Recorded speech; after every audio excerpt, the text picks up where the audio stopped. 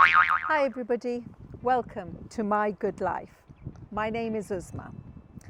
I'm here today to meet up with someone who I have a lot of time for and who's a really reflective thinker, and I love listening to his viewpoints. Today is going to be slightly a different kind of video. We're going to talk a lot more about a more holistic way of looking at things. So let's go and do this. Colin, thank you very much for doing this video, and we'll just walk and talk. Okay, yeah. Walk and talk. Good. So let me ask you what I usually ask everybody when I first start off, but it's slightly unusual, and I have let my viewers know that ours is slightly unusual in the context that it's not necessarily about everyday routine, but it's about something that really makes you think and reflect and consumes a lot of everybody's time. So, and I was interested that my viewers should hear your point of view, why you came to it. What is it that really you find purpose in, and that's really made you think about your life? Yeah, so I suppose recently it's about, for me, education has always been one that I've found purpose in and learning. But then I came across a book called Unlearn, and it's by a guy called Humble the Poet. Humble the Poet. Humble the Poet, yeah. So people won't know this about you, Colin. Yeah. But you work in education. Yeah. Let me just take you back here for a bit. Okay. How long have you been working in your life? Do you want to share that? How long I've been working? Well, probably about nearly 50 years working. Okay. Yeah. So since 14 yeah. you've been working, and in various jobs. And when did you come into education? Education I came into when I was in my early 20s. Right. And so when you say to me you've been working in education, so are you saying that since you've been working in education when you're in your 20s, you've just carried on working, and suddenly now you've come across this book and that's made you reflect in a different way? Or are you saying that all this while you've been thinking about unlearning? Because Yeah, no, I'd always thought it was always about learning. I'd never thought about the concept of unlearning. Right. And say, for me, unlearning is trying to kind of reassess some of the messages that you've had or I've had from both my parents and both education systems I was in. Right. That suggests that some of my outlooks are probably not very healthy, in the sense that I've got a really unhealthy work ethic. Right. And I just work all the time. Okay, let's take a seat. Yeah, sure. So Colin, we were talking about this outlook of unhealthy outlook of work ethic. Give a bit of background, because I think that'll kind of set the precedent of what you mean by unhealthy work ethic. Yeah. So when I was talking about unlearning stuff, I was talking about or thinking about unlearning the messages I got from my parents and got from school, that you work hard, you get a good job, you get a pension, and then you die, and basically you don't live a full and fulfilled life. But when that message was given, I mean, if I go back, even to my parents' life and think that was, you just get on with it, because that's life, how you meant to earn money, Yeah, unless yeah. you inherited money. Yeah. Why do you think at that point that that's unhealthy? I mean, where is it that that turn happens where you think, hang on, this is not the way to live nowadays? What made you change that outlook? It was quite late, I suppose, in my kind of career and in life that I realised that your work, one, doesn't define you, but two, you shouldn't remain a slave to your work. And I never knew about asset income. That was a brand new concept to me. I should have known about it. What's asset income? Well, basically, you have assets that generate income from you. That, like property. yeah, that even Right. when you're sleeping, they're making money. And one of the reasons that I never knew about it was that no one in my family or circle ever had asset income. The other thing was, I always thought it was a bit immoral. And again, that was a conditioning that I had from a very early age. But you can have asset income that is totally ethical, and what it does bring is it brings a better work-life balance. And a security to know that you're always going to have that. So maybe you're in a more privileged position where, yes, you have worked hard because of your work ethic that was instilled by your family, and you've continued to work, and now you're in that privileged position. So there is some positivity, you see, from that work ethic, rather than there is a negative kind of strand to it. And I would totally accept that I've probably got more disposable income now that I can do something with it, but it could have happened at an earlier time had I known that was something that was available to me, and things like knowledge about pensions. I know it's pretty boring to talk about pensions, and younger people might not think pensions are important, but you can actually have your own pension as an individual. You don't have to have it working for a company. Yeah. And the beauty of these pensions, one of them is called a SAS, which is a small self-administered scheme. Right. Never knew about that until about four years ago. Yeah. And basically, it's predominantly only rich people that know about things like SASs. Yeah. But SASs are your pension, and they can be given over to your children. There's quite a famous saying that says, when's the best time to plant a tree?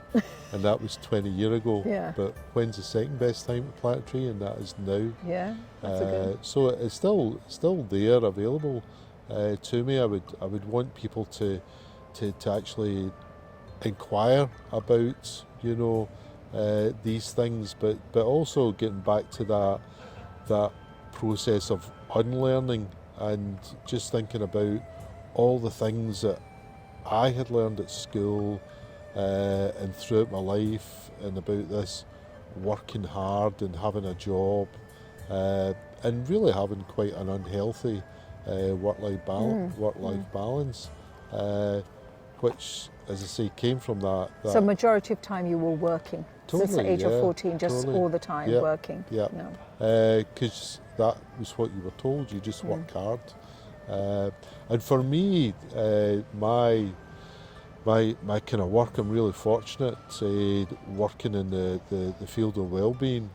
For me, I think it's so important to actually practice what you preach, and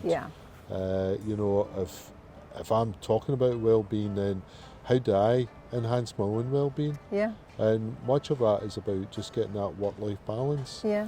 And how do you? So maybe we'll take a walk, and I'll ask you that question about how you do that balance. Okay, right? yeah. Find your balance. Sorry, we've just got to. This is it. When you walk and talk in in a park area, you'll get different noises.